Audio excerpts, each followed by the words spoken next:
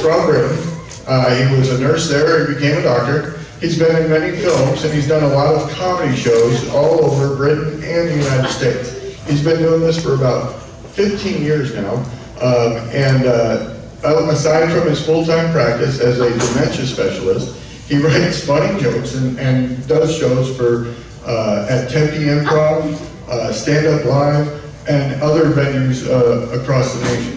He does do shows locally as well in some of the nursing homes and for private parties like this. He's becoming almost world-renowned with the comedy that he has. So I'll go ahead and have Dr. Nightingale, paging Dr. Nightingale, Dr. Nightingale, paging Dr. Nightingale.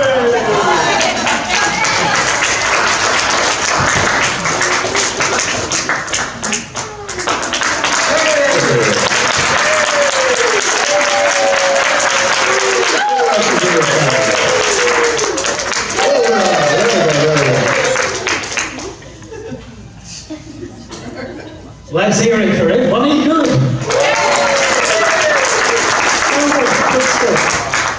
Thank you. Okay, I'll tell my job. Can you all understand me? Because apparently you can't. Just this redneck. So, Tyler Tech, hello! Are you having a good time? That's about to change. I got my big break in silent radio. Just bear that in mind. And maybe before we start, the manager has asked me to ask you to keep your eye out for the cat. It's gone missing. The cat. Pussycat. I saw it earlier, and I thought it only had one eye. Then I realised it was walking backwards. There you go. Yeah, true story. Who's got kids? Come on, who's got kids? Yeah. So this morning, I have to tell you this. I step out to the shower this morning. Now children, they don't have a filter, do they? No. I step out to the shower and there's my 6-year-old son. Dad! You know you're in trouble when they start with, Dad! Yes, son. What's that thing between Mummy's legs? And I'm thinking, oh no, why ask me, why me, what is it? That, son, is paradise. Oh yeah. Well, you know what they like. As quick as a flash, he said, then what's that thing between your legs? Oh no. That, son, is the key to paradise. Oh yeah. Quick as a flash, hand on his hip, he looked up at me and he said, bit of advice, Dad. If I was you, I'd change the lock. Because that guy next door has got a spare key. True story. True story. Then they decide, this 6-year-old and his brother who's 10, they decide, today's the day we're going to start swearing. And he said to his little brother, he said, we'll go downstairs for breakfast, I'll swear first to show you how it's done, and then you can have a go. Well, the 6-year-old is like, oh yeah, all excited. They'll go downstairs, sit at the table for breakfast, and the wife says to him, 10-year-old, what would you like for breakfast, son? Well, they get everything out of context, don't they? They don't quite get the context of things. So he said, I'll have some arsing cornflakes.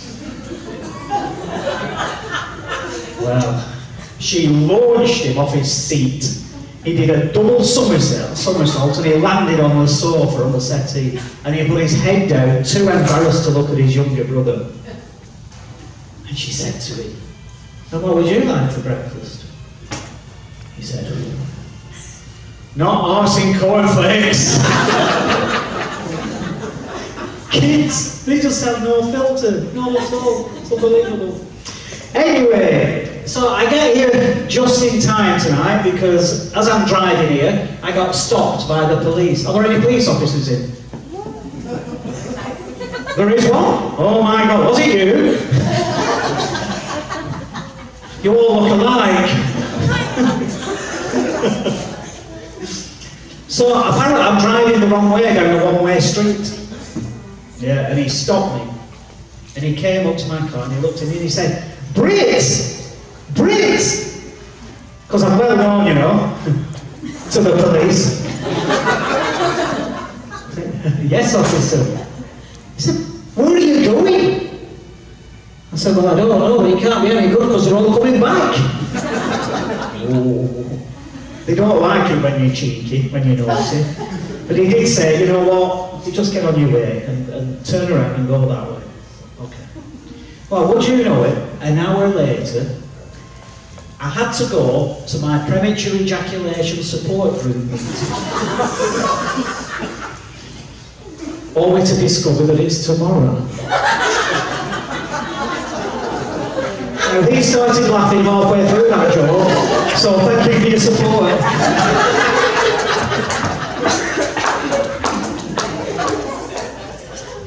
So I'm late, so I go through the stoplight. And I look in the mirror, and there's the cop got the lights again. And I think, oh no, not again.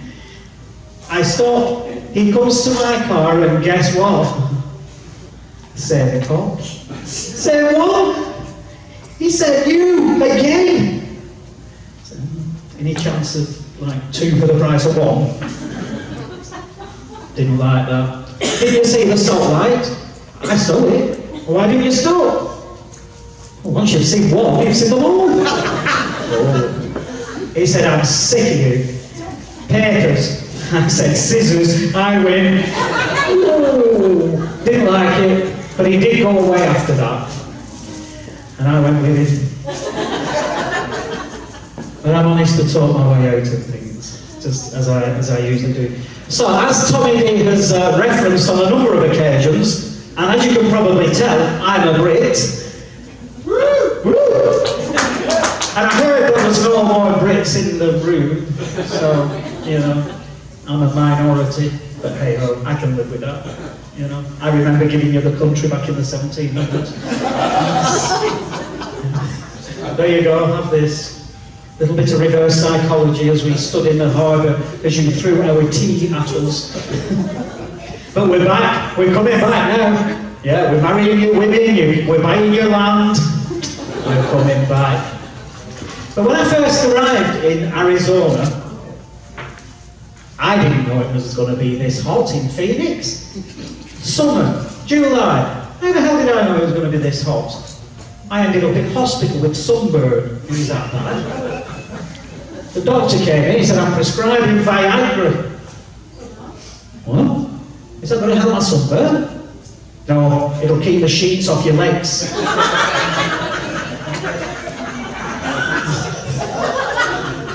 Yeah. Okay, great. There's a patient in the next bed. I said to him, what are you in for? He said, I'm going to have a circumcision. I said, oh, you poor bugger. I had that done when I was a baby. I couldn't walk for 12 months.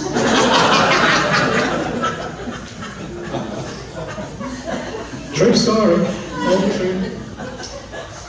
So, is there anyone in this room that really struggles to let go of anything? Whether it's something physical or a memory or anything. Just can't let go of it. Anybody?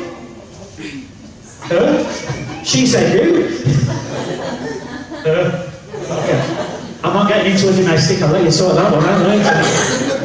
But my granddad was like that apparently, and he died during the Second World War, clutching a hand grenade to his chest. Takes a while sometimes.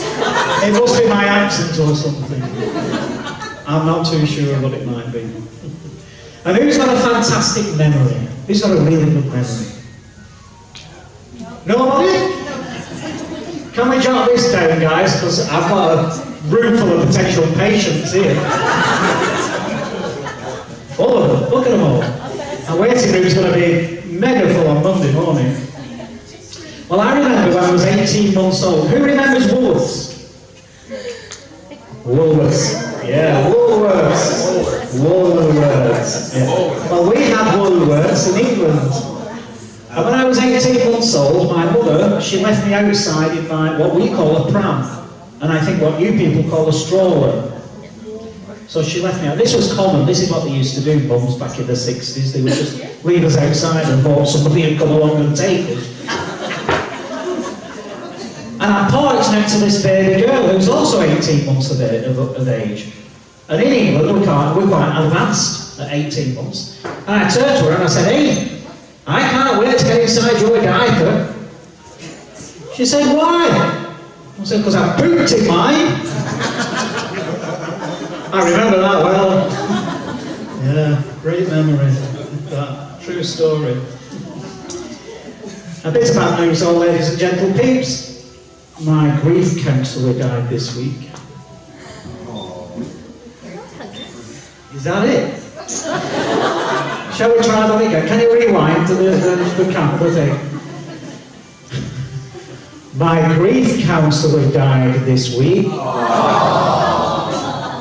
But you know, she did such a good job, I don't care. Oh dear. You know, we're all told today that we should be positive in thought. It's all about positive thinking. It's all about creating a positive, whatever it is that we're supposed to create that's positive.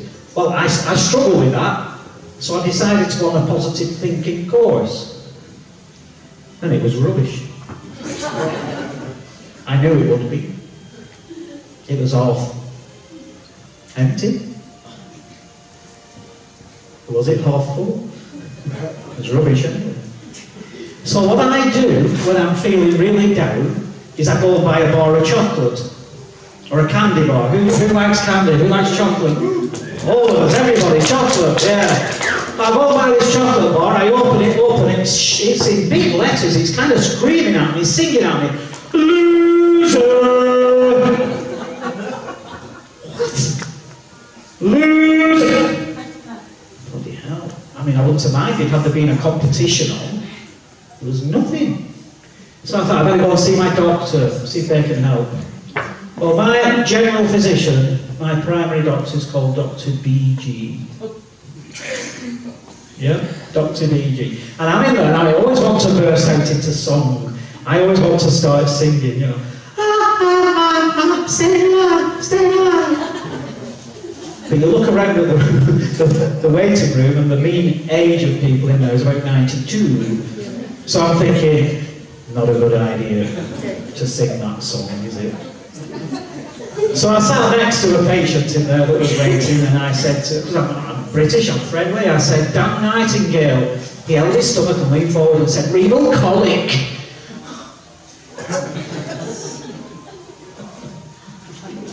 It's my name, not my bloody condition. So I eventually get in to see Dr. BG. I'm in there. And she said, "What do you want?" Again. So I'm sick. She said, "I know." I said, "No, seriously, Doc, I'm not feeling very well." She said, "You've got hypochondria." I said, "God, not that as well." She said, "You need to lose weight." Great, thanks. How do you want me to do that? She said, "Don't eat anything fatty." I said, "What, pies? Chips? Crisps?" She said, "No, don't eat anything fatty." Exactly! This is how they treat me. It's awful, terrible. I said, "Well, I think I've got athlete's foot."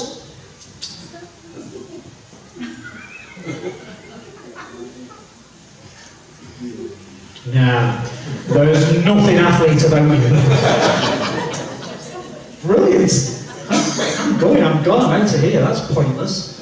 So that was a bit of a waste of time going to see her because I got nowhere. 2 weeks ago I had a penis extension. And now the house looks bloody ridiculous. She got it. That's a British thing. When we do some remodelling to our house, if we build a new room, we call it an extension. So, there you go, a bit of education. Penis exit, that's why my house looks ridiculous. I built a PS on it.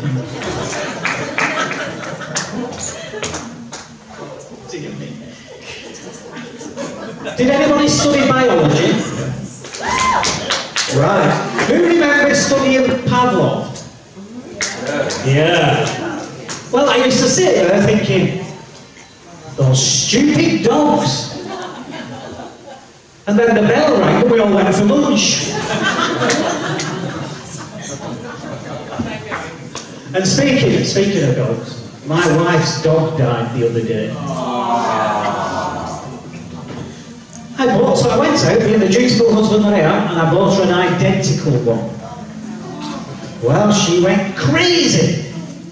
I said, what's the matter? She said, what am I going to do with 2 dead dogs?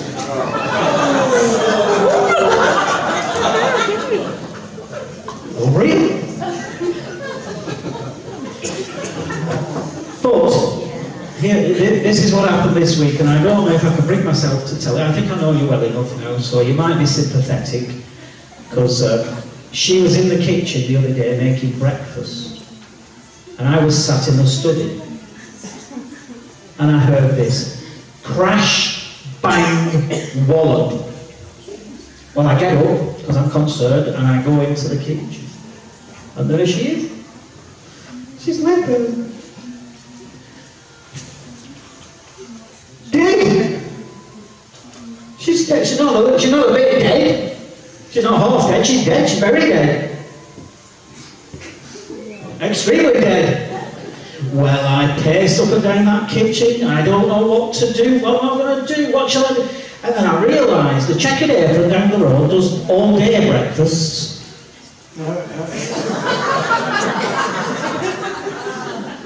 Yeah. See, breakfasts are very important to us Brits. No, seriously, I'm not married. Oh, well, no, anyway. Not for the past 2 days. If I was married, I wouldn't be able to do this.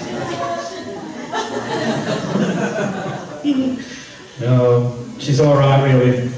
We have our ups and downs. Don't all marriages? Yeah. Yeah, I came home 2 o'clock in the morning. She said, she sat there, face like a bulldog chewing a wasp. Where the bloody hell have you been until this time? And as you can tell, she's from New York.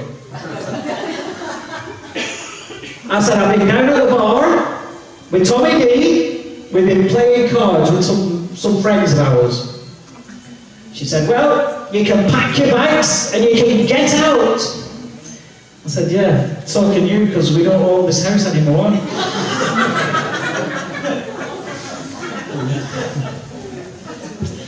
I said to her, well, I said, what do you want for Christmas, love? Oh, just get me something to run around town in, and something with a few diamonds. Nothing grand. Bought her a pair of sneakers and a pack of playing cards.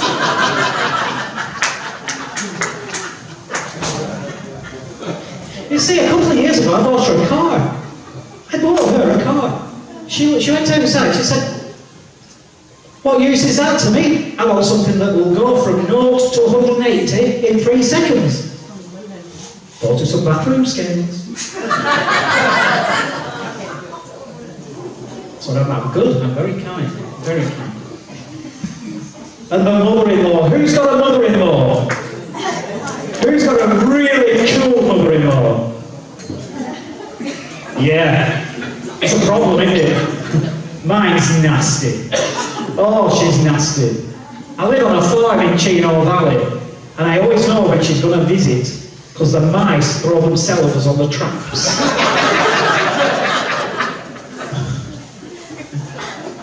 One day, I was sat in the study. I always sit in the study. I don't study, I just sit there. There's a knock on the door. Open the door, there she is, standing there.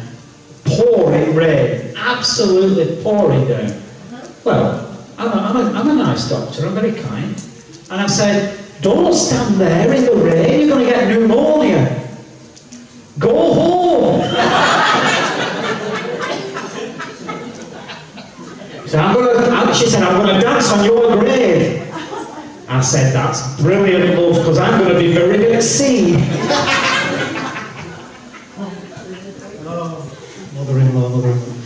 And you know, it's Christmas, isn't it? Every Christmas, for the past 7 years, she's come to our house for Christmas dinner. 7 years. But we're going to have a change this year. I'm going to let her in.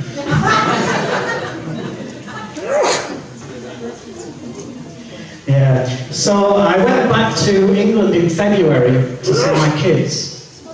And I was unfortunate enough to see my ex-wife.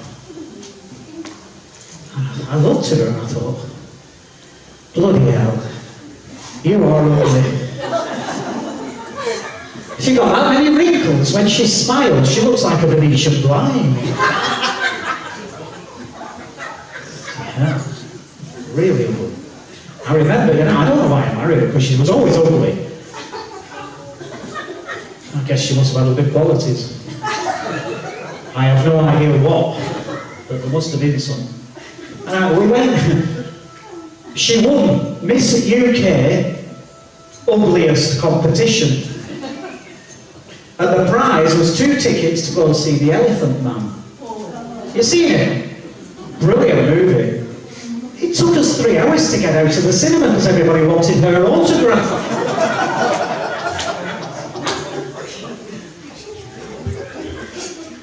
We went to Spain on a holiday.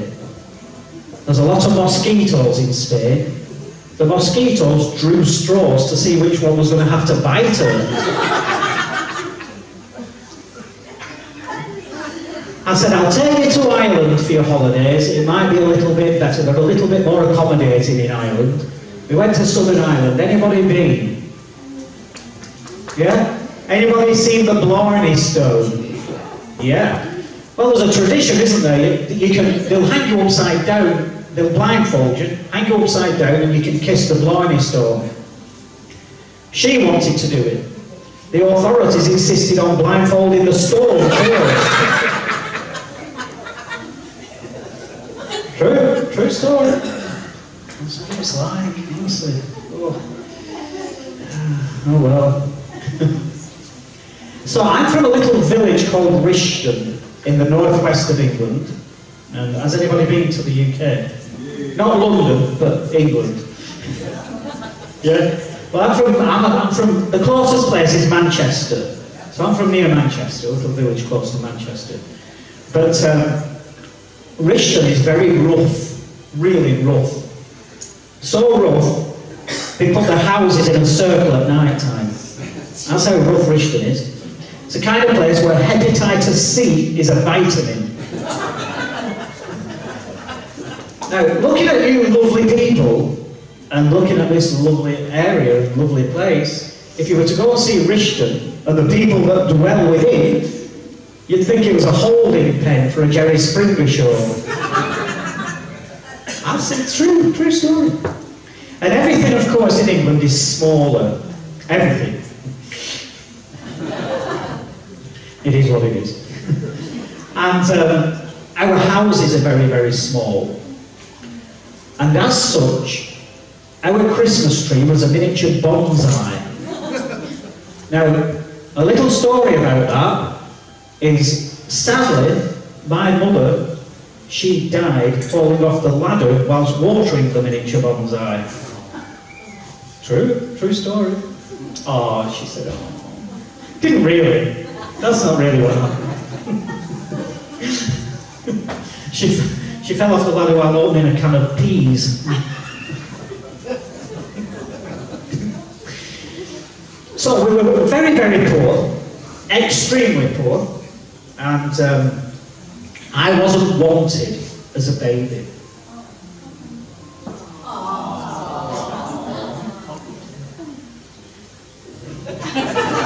I've got a really good memory for faces, so when you come into my office, I'll know this. I wasn't wanted as a baby. Very good, well done. But I'll give my father his credit. They were both Irish. My parents were crazy Irish people, crazy. And as I tell you these stories, you'll learn just how crazy they were. But the doctor handed me to my father, and he took one look at me and he said, "This is a joke, right?" So he knew I was going to be a comedian. You know, when I was 2 years of age, he took me to one side and left me there. And I remember when I was 7, he said, "Right, put your coat on, I'm going to take you to work with me." And I thought, wow, how nice is that? My dad's going to take me to work with him, he does love me. Well, halfway across the canal bridge, he threw me in. And I thought, wow, what a dad, he's teaching me how to swim. But to this day, I haven't been able to understand why he tied me inside a Hessian sack first. Quite worked that one out. And then I was about maybe 9 years of age, and we used to play marbles. Do you play marbles in America? Yeah? And when you win, you get to keep them. Yeah? So I win these marbles, and then later that night, there's a knock on the door. My father answered the door, and he said, "Yes, as you would." And she said, "Your son's been playing marbles with my son today." He said, "Okay." She said, "Can I have my husband's glass eye back, please?"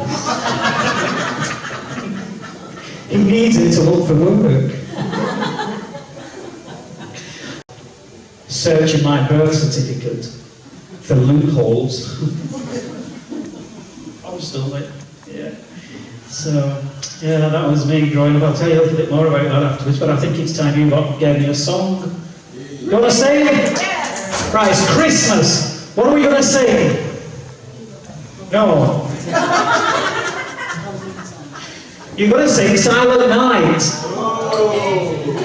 Right, give it a go. Before I sit down, well, whilst I sit down. Give me a blast of Silent Night. Silent night. Holy night.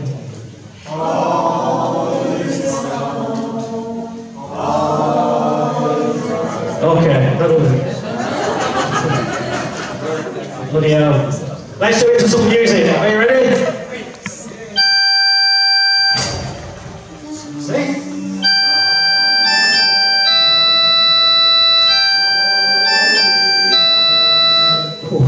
So, when I was a little kid, I was about 14 and I was put in front of a judge for shoplifting. He looked down at me and he said, "Right, boy, why have you been brought before me on Christmas Eve?" I said, "Well, I did my shopping a little bit earlier than normal." He said, "That's not a problem, that shows initiative, well done." I said, "It is if you do it before the shop opens." Right, always calm, ready?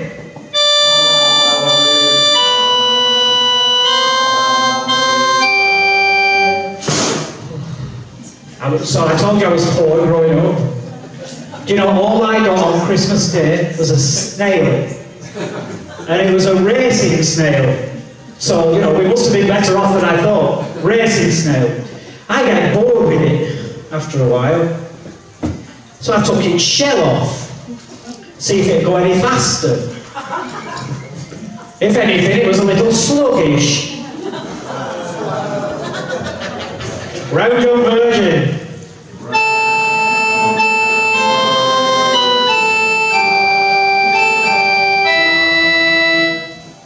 So we were burgled on Christmas Eve, and because we were that poor, the burglars left presents for me. And on that note, beggars used to come up to me in the street and give me money. Holy infant!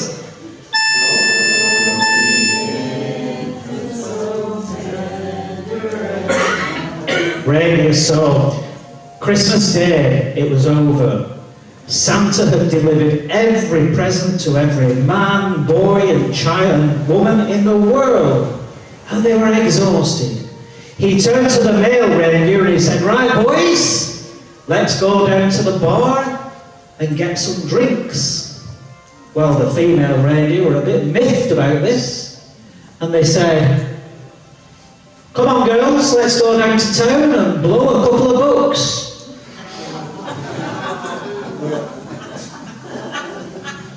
Sleep in heavenly peace.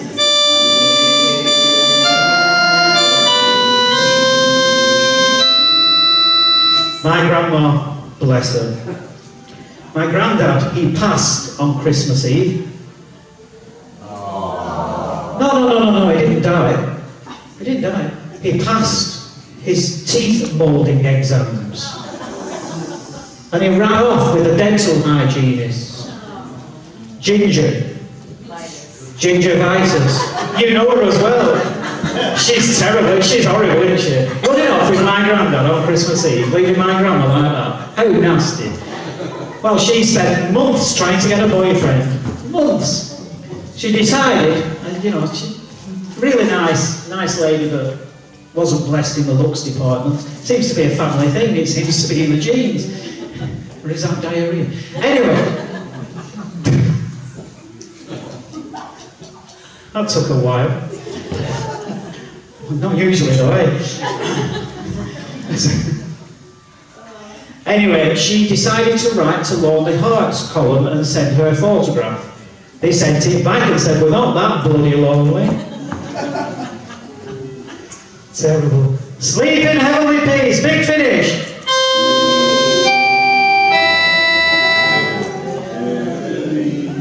There's only this table done any work tonight.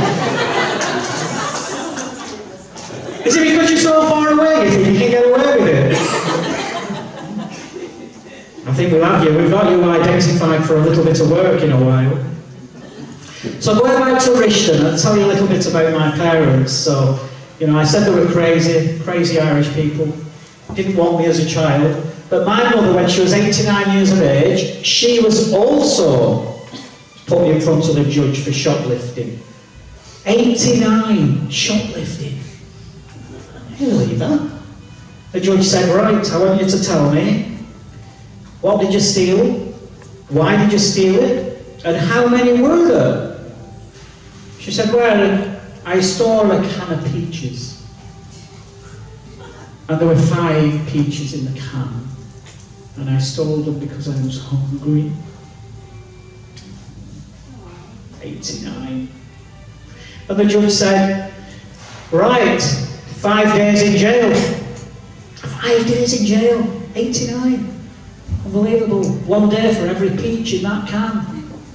As quick as a flash, my father stood up at the back of the courtroom and shouted, "Judge, she stole a giant can of peas as well." Here's what I had to put up with. Absolutely crazy people. Madness. And then there's my grandma.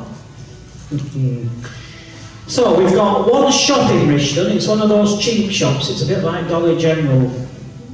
So in she goes to get some cat food.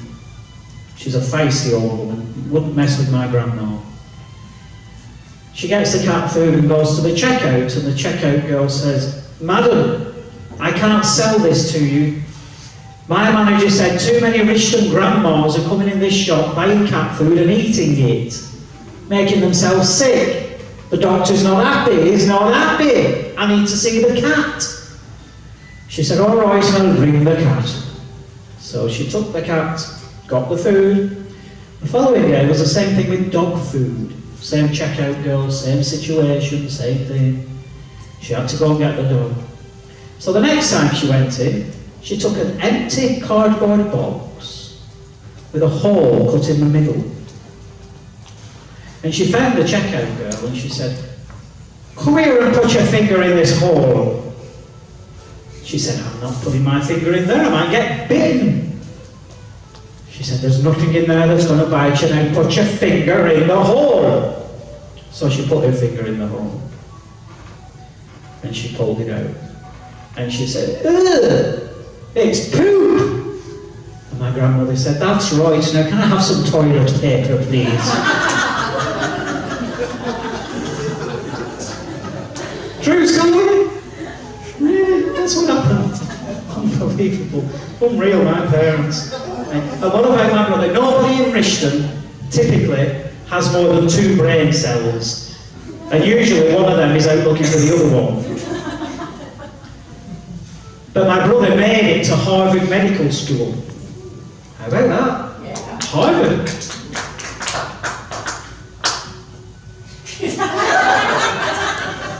You're easy to impress.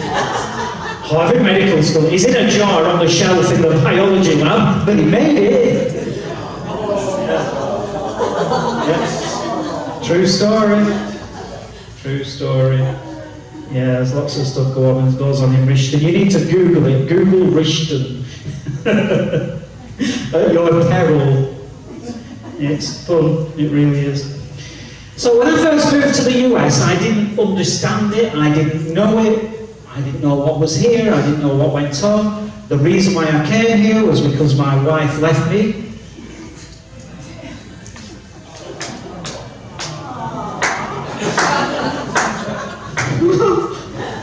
She left me for another woman! True story, she left me for another woman. So I thought, bugger this, I'm getting out of here. So I just closed my eyes. You know how you get the pin and you stick it in the map and you say, that's where I'm going? Well, I looked and it said, Phoenix, Arizona. Never heard of it. I wonder what that is. Here we go. So I arrived in Phoenix, Arizona. Oh, summer. Bloody hot. Hot. And I heard Tommy Dee talking about dry heat. Well, I've got a whole bunch of horses. And I'll tell you, when they poop, it's dry before it comes out. And before it hits the ground, it's already disintegrated. That's a dry heat. Believable. But I'm not knowing what was on here, so I go to a cafe in Scottsdale, and I sat there having a coffee. And this waitress, or server, as you call them, the server came up to me and she kind of said, "What would you like, sir? Would you like some help?" So I said to her, "Yes, please, I'd like a cup of tea, because coffee we don't drink. I'd like a cup of tea, I'd like some toast, maybe a little bit of butter for the toast. Oh, and I'll have a glass of water." Well, she looked at me. Golby, she was called. Jewish girl, Golby. She looked at me and said, "Oh, say it again. Say that again." So I did. Anyway, we ended up at her apartment. Hey, I'm not normally like this, you know. I'm not that easy usually, but, you know, I thought, well, okay, why not? See what was on in America. So we spent a really healthy night together doing some cardiovascular exercise. It's good for the brain, good for the heart, you know. So after what I call Brit comedy sexy time, and she calls cardiovascular exercise, the following day she got up and went to work, and I got up and went and did my thing. And then I came back again in the evening because she'd invited me back, so I thought, okay, come back.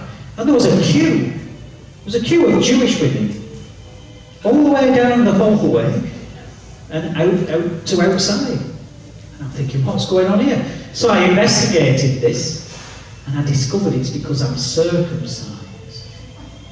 And apparently Jewish women will do anything for 10% off. This was my first initiation to Phoenix, Arizona. True story. Very true story.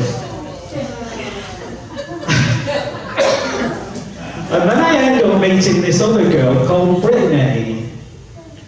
Brittany, very pretty girl. And I met her somewhere in Scottsdale, and she was smaller than me. Yeah, smaller than me. And she looked at me, I said, "Where do you want to go on your first date with the Brit comedy dog?" She said, "Do you mind if I have 5 guys?"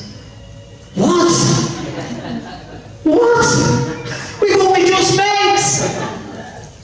You want 5 guys? Well, I didn't know what that was. I mean, I know now, of course, but I didn't know then. So I thought that was a bit of a shocker. unbelievable. And then I go to the, where do they make these hot dog things? Subway.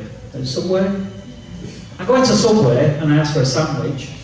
Oh, this guy leans over and he said, give me an extra $1 and I'll give you a foot long. I said, what? How bloody rude! I mean, for God's sake, buy me a drink first. Dear me. So I end up going to another cafe, and I've only ever passed it, and it looked a bit rough on the outside, so I thought, we'll give it a try, I'll go in there. So in I went. Oh my God, it was filthy. And there was an old woman sat behind the counter. She was so old I could smell the embalming fluid. That's how old she was. She said, what do you want? Bloody hell. I said, I'm just a bit peckish, I just want a snack, what have you got? She gets up and she hobbles over to this refrigerator and she opens the door. Has been oiled forever, and by the smell of her, she hasn't had a bath forever. I've got 2 hamburgers and a hot dog. I said, well, I'll have those. Well, she proceeded to put these hamburgers under her armpits. So what are you doing? She said, they need throwing out. I said, I'll take a rain check on the hot dog. Oh yeah, absolutely, exactly. Right, we're going to do some, we're not going to do some, no, we're not. I've finished, I've been told I have to get off. You must be doing something else must be exciting, must be happening. Okay, that's it then, finished. So thank you very much. You've all been great audience. Have a really good, have a very, very good Christmas. Like Tommy Dee, you'll find Brit Comedy Doc on Facebook. Please go there, give me a like, and enjoy the rest of your evening.